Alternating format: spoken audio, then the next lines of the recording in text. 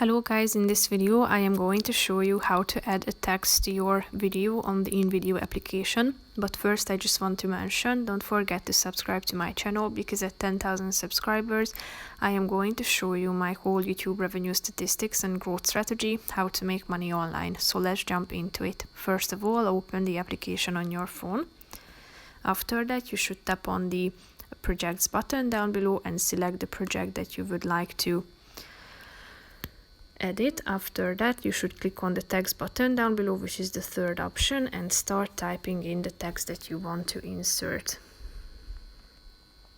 Tap on the check mark icon to insert it, and here you can, if you tap on this first box, you can select the place to where you want to insert this text.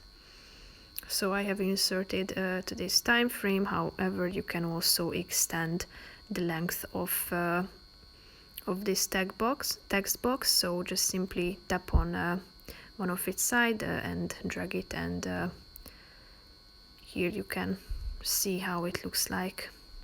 So you can also split it if you would like to. You can delete it, edit the text. You can change its color by tapping on the color button. You can change the font in the font section, align it and duplicate it too. So that's pretty much it for this video, guys. See you in the next one. Bye.